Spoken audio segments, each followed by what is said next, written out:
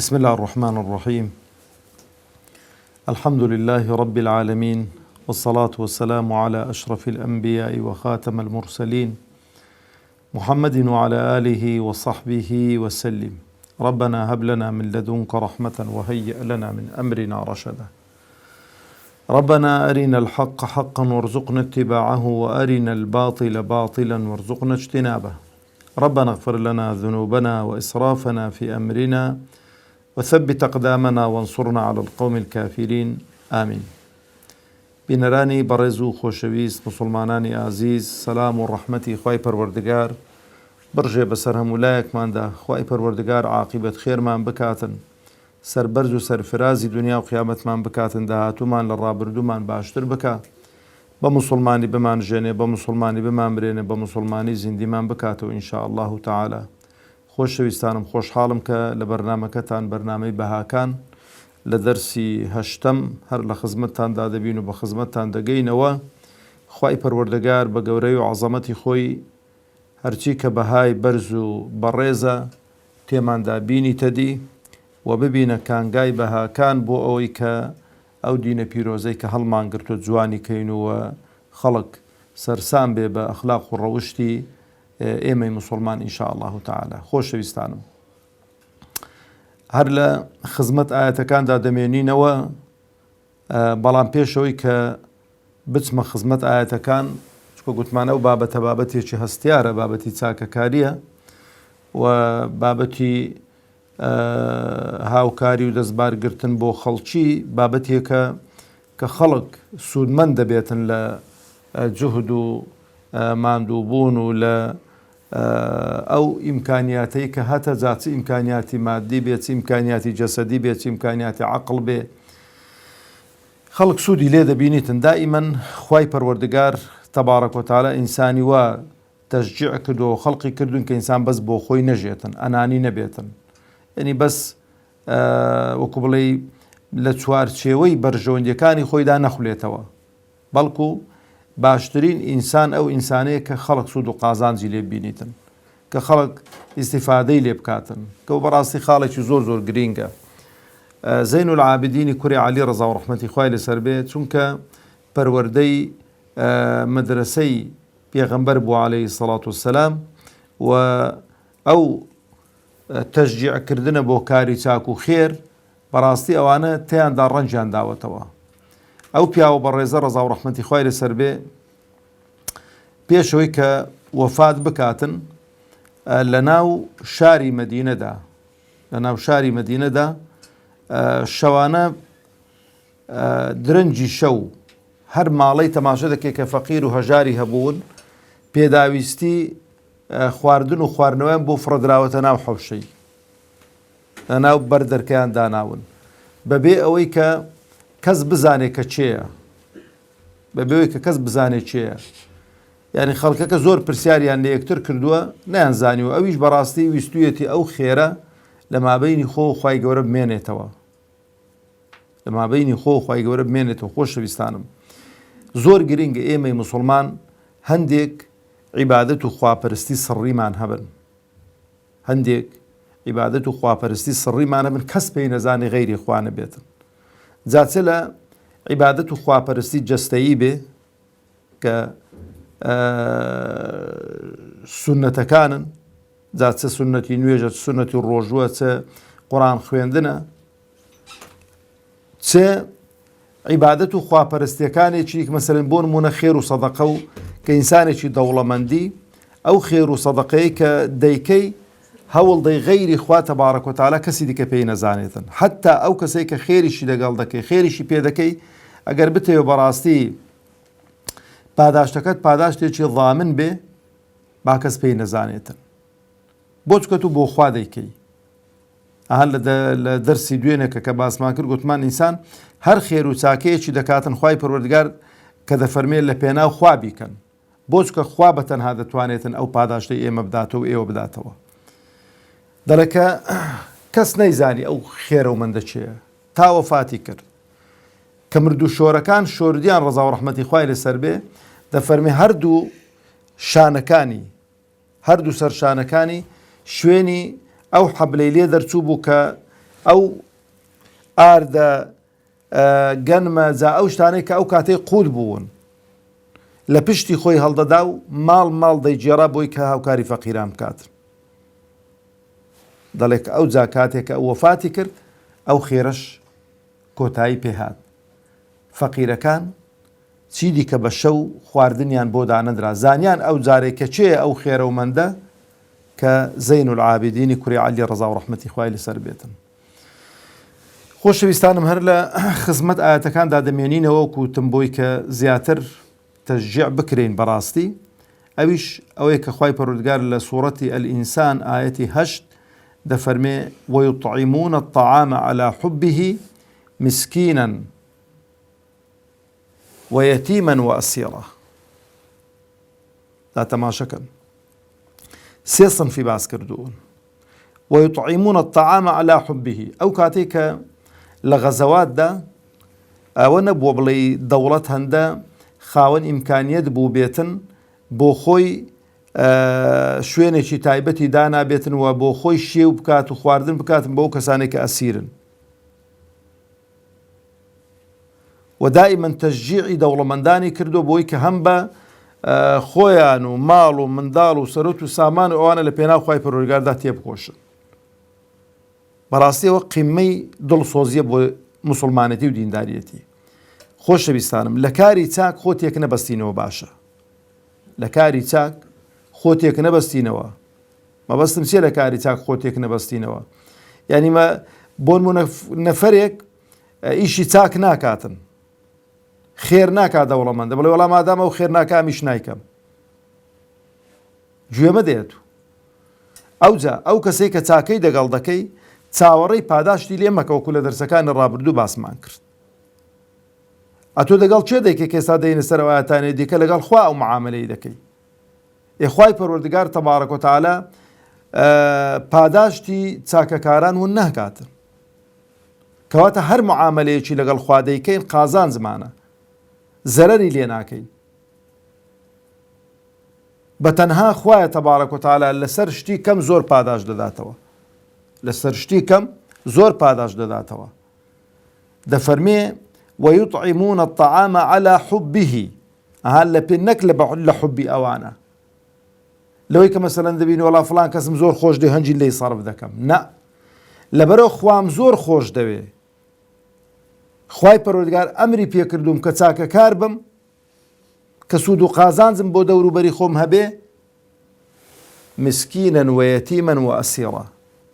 جا خۆشەویستانی خۆم ئەو مسکینە دیاری نەکردو مسکینی موسڵمان بەیان کافر بێ، ئەو یەتیمەی دیاری نەکردووە یەتیمی موسڵمان بەیان کافر بێ، ئەسیرەکەش هەر گومانتان نەبێ هەر موسڵمان نەبوون، هەر کافرن ئەسیر بوون لەو سەردەمەی. جا چه مشریک بۆ چه ئەهلی کتاب بووە. بەس خوای گەورە ستایشی ئەوانە دەکات. ئەو سنفانە کە لە دوایوی دەفەرمێ ئینەما نوطعیمکم لیوەجه الله، پێیان دەڵێن بەوانە. بە تایبەتی ئەو ئەسیرانە بۆی کەچکۆ جاری وایە تەماشە دەکەی ئەو ئەسیرە مشریکە خزمێکی لەوێن دەرێکەشتی بۆ بەوە دەزانی متعاتیفە دەگەڵی لەگە بەرنامەکەی لەگە کوفرەکەی. لەبەر هەندێ پێیان گوت ئینەما نوطعیمکم لیوەجه الله. ئاگاتان لێبێ مەسەلەی خزمایەتی نییە، مەسەلەی قەرابەت نییە، مەسەلەی قوڕەیشایەتی نییە. ئەدی ئینەما نوطعیمکم لیوەجه الله، لە پێناو خوای ئێمە ئەمە داوای پاداش لە خوا دەکەین. لا نريد منكم جزاء ولا شكر. باسیشمان مەکەن مەچونەوە بڵێ کە چوونەوە مەکەی بڵێ وەڵا فڵان کەس زۆرمان لەگەڵ چاک بوو هاوکاری کردین و ئاوای کردین و لۆ ئەومان نەکردو ئەمە وە چاوەڕێی ئەوەشتان لێ ناکەین. کەواتە خۆشەویستانم ئینسانی ئیماندار بەڕاستی دەبێ کانگای شتە چاکەکان بێ. ئەوەی یەک پێم خۆشی لێرە هەڵوەستەیەک لەسەر ئەو ڕێکخراوە خێرخوازیانە بکەم کە ئەمڕۆ هەن. بە تایبەتی تەماشە دەکەم بەداخەوە چۆن مەسەلەن تەماشە دەکەی ئێمەی موسڵمان لە هەموو عالەمی ئیسلامی پەرتەوازە بووین بە چەند گروپ و جەماعەتێک ئەگەر هەموو پێکەوە باینە گومانتان نەبێ قووەت و هێز و پێزی زیاترمان دەبوو و حیسابی زیاترمان بۆ دەکرا و چاکتریش دەمانتوانی ئەژنۆ و پشتی نەیارانمان بە زەویدا بدەین. گومانتان نەبێت چکە دەیان ئاەت و فەرمودەی پێغەمبەری لەسەر عەلەیهی سەڵات وسەلام لێ وەحدەت و یەکڕیزی و یەکسەفی و ئەو قووەت و هێزەی کە لەوەیدا هەیە. بەڵام خەفەتی من لەوەدایە کە چۆن لە ڕووی خزمەتکردنی دینەوە و جێڕانەوەی حکمی خوای پەروەردگار پەرتەوازە بووین، تەماشا دەکەم لە ڕووی پرۆژە و منەظەماتی خێرخوازیش بە هەمان شێوە پەرتەوازە بووین. تەماشا دەکەین بۆ نمونە ئەو حیزبەمان ئەو ڕێکخراوەمان پرۆژەیەکی خێرخوازی هەیە، ئەوی دیکەشێکی دیکەی هەیە، بەڵام کە گلەی ناکرێت بۆ نمونە کە مادام حیزبێکی منەظەمە کۆمەڵە ڕێکخراوێکی منەظەمیشی هەیە لەگەڵ خۆیدا، هیچ گلەی لەوەی ناکرێت، بەڵام خەڵکێک هەن کە تەماشا دەکەی مەسەلەن بۆ نمونە تا دوێنێ لەگەڵە تۆدا بوون لەگەڵی دیکەدا بوون، ئەو جات چووە ئەویش بە هەمان شێوە ڕێکخراوێکی خێرخوازی دروست کردووە دیسانەوی دیکە بۆی کە ئەو ڕێکخراوانەش پەرتەوازە بوون، کە پەرتەوازە بوون خەڵک سیقە و متمانەی نەماوە. بۆ تەماشا دەکەی بۆی کە پیشانی خەڵکی دەی مسابقە دەکەن لە پیشاندان و لەوانە چکۆی وا هەیە لە برسان بمریتن ئامادە نیە خۆی پیشان بداتن، لە برسان بمری ئامادە نیە تەسویری کەی و پیشانی خەڵکی دەی. بەڵام قسەی من ئەوەی لێرەکەمە بەستیتم بێڵێم بەشێک لەو ڕێکخراوانەی کە مۆرکێکی ئیسلامیان پێوەیە و موسڵمانن، بەڵام بۆ ماستاوکردن بۆ دەسەڵات، بۆ ڕازیکردنی دەسەڵات، بۆی کە ئیشیان ماشی بێ لە سنووری دەسەڵاتدارانی ئەمڕۆ لەولاش تەماشا دەکەین بەشێکی زۆری ئیشەکانیان لە بەرژەوەندی واندا تەواو دەبێت. چکۆ بەڕاستی دوو خیانەتی گەورەی تێدان. خیانەتێک لەوانەیە ئەو بە تایبەتی ئەو خەڵکە دەوڵەمەندەی کە ئەمڕۆ هێپارەت دەداتێ بۆ خەڵکێکی مستحەقی فەقیرت بداتێ کە زیاتر خەڵکێکی ئەهلی مزگەوت و ئەهلی دین و ئەوانە بێتن، یان بە واتایەکی دیکە ئینسانێک بێ زەرەر و زیانی بۆ سەحوەی ئیسلامی نەبێتن. بەڵام تۆ کاتێک کە دەچی بە تەلەفۆنی بەرپرسێک لە کۆمەڵە خەڵکێکی لەوانەیە کارا لە قمار سەرفیکا، لەوانەیە لە مەشروبات سەرفیکا، لەوانەیە لە دژایەتی سەحوەی ئیسلامی سەرفیکاتن، خیانەتت لەگەڵ ئەو دەوڵەمەندە موسڵمانە کردو کە پارەکەی تەسلیم کردووی. لەبەرەوەی ئێمە وا چاکۆکو گوتمانەها ئینەما نوطعیمکم لیوەجهی الله، شتەکانمان لە پێناو خوا بێت، بۆ ڕازیکردنی فڵان و فیسار نەبێت. ئەوە زۆر خاڵێکی گرینگە، خوا زیارم هەموو لایەکمان چاو بە خۆمان دابجێڕینەوە ئینشاء الله تعالى.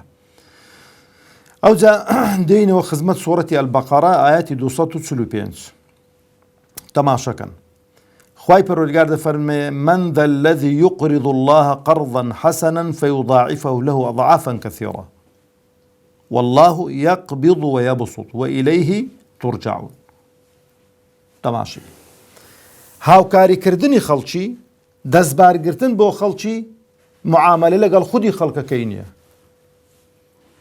معاملە لەگەڵ خودی خەڵکەکەی نیە، معاملە لەگەڵ چێیە؟ لەگەڵ خوایە تەبارەک و تەعالە. کاتێک کە تۆ خێر و سەدەقەیەک دەکەی دەستبار بۆ خەڵکی دەگری، لە حەقیقەتدا قەرزدانە بە خوای پەروەردگار تەبارەک و تەعالە. بۆ چکە خوای گەورە نایەوێتنە تۆ ماڵ و سەرۆت و سامانێک کە خوای گەورە پێی بەخشی بەلاش بەبێ ئەوەی کە پاداش تۆر بگریەوە سەرفیکەی. چکە هەر یەکێک لە ئێمە بەڕاستی کە بزانێ ئەو خێر و سەدەقەی دەیکا، ئەو پارەی کە دەیبەخشی لە مقابل شتێکی چاکتر و باشتری دەست ناکەوێت تۆ نایبەخشیت. بەڵام یەک فەرق و جیاوازیە هەیە. فەرق و جیاوازیەکەی چییە؟ ئەتۆ کەی دەدێ فەقیرەی داوای پاداش لە فەقیرەکەی ناکەی، داوای زیادە لە فەقیرەکەی ناکەی، چکە وەرگرتنی زیادە لە فەقیرەکەی بۆ نمونەگە بە قەرز بیدەیە، بە قەرزیش ڕیبایە، زیادەی لێ وەربگریەوە. بەڵام کاتێک کە تۆ خێر و سەدەقەیەک دەکەی لەگەڵ فەقیرێکی لە پێناو خوادا تەبارەک و تەعالە، خوای پەروەردگار بۆ چەند قات دەکاتەوە. خێرێکی گچکە بە قەدەر چێوێکی لێ دەکات. معاملە لەگەڵ خوای پەروەردگار زیاد و کەمی بێتە سەر ڕیبا نییە، پاداشتە لە لای خوای پەروەردگار. چییە؟ فەضلە. فەضل چییە؟ یعنی زیادە پاداشتە.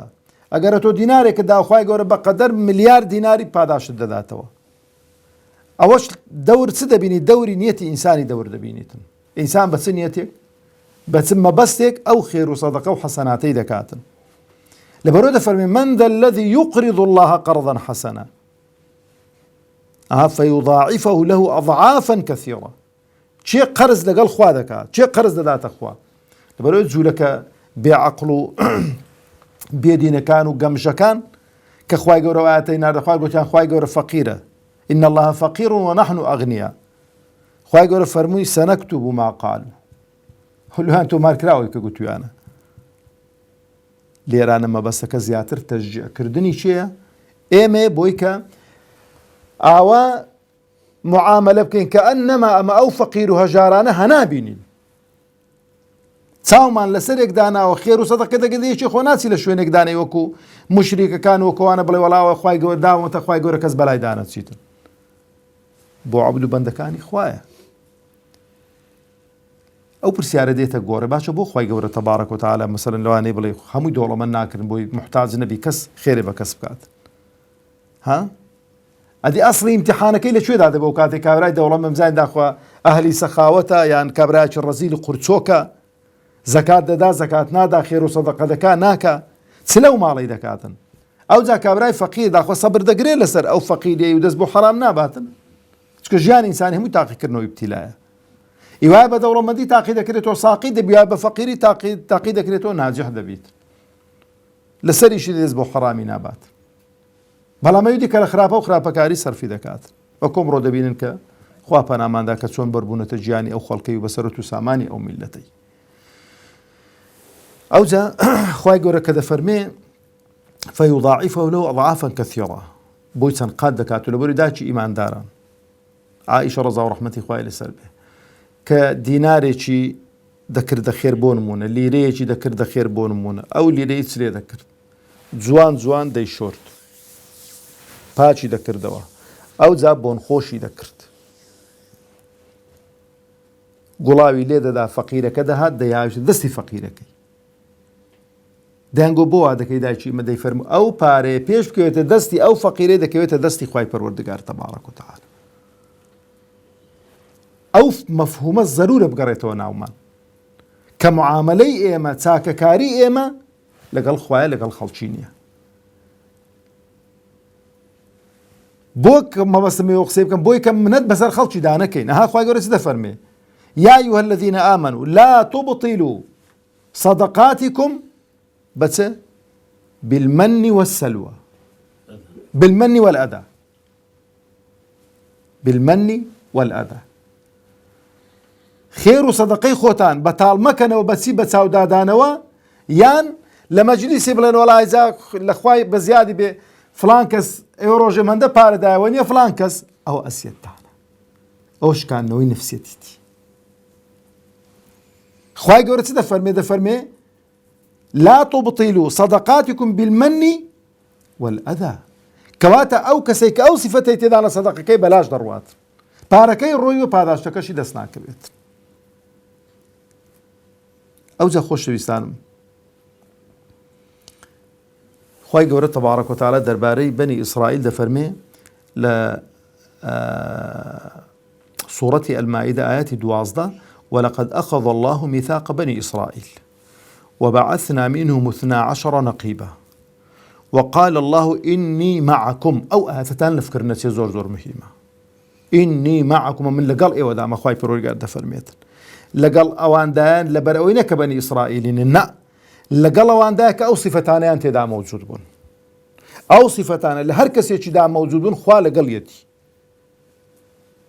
لين أقمتم الصلاة نوێژەکان كان بريك وبيتشي بكن، وآتيتم الزكاة الزكاة بريك وبيتشي بدن، وآمنتم برسلي إيمان ببيغمبران بينا عليهم الصلاة بهمو بيغمبران عليهم الصلاة والسلام، وعزرتموهم سريان خن ريزيان لبنين حرمتيان بزانا، وأقرضتم الله قرضا حسنا خير حسنات ساكبكن لبينا وخوامة بس خوابه أو زا خواهي قرأ سيدة فرمي لأكفرن عنكم سيئاتكم تاوانا كانتان لدصر موا ولا أدخلنكم جنات تجري من تحتها الأنهار ودتان بمنا باخو باخات وبهشتانك كالرباريان بناو دا دروا فمن كفر بعد ذلك منكم فقد ضل سواء السبيل أويك بباور بيتوا أويك واز بين لو اشتتاكانا أوكو كابراي قوتي قربو خوي دقريتوا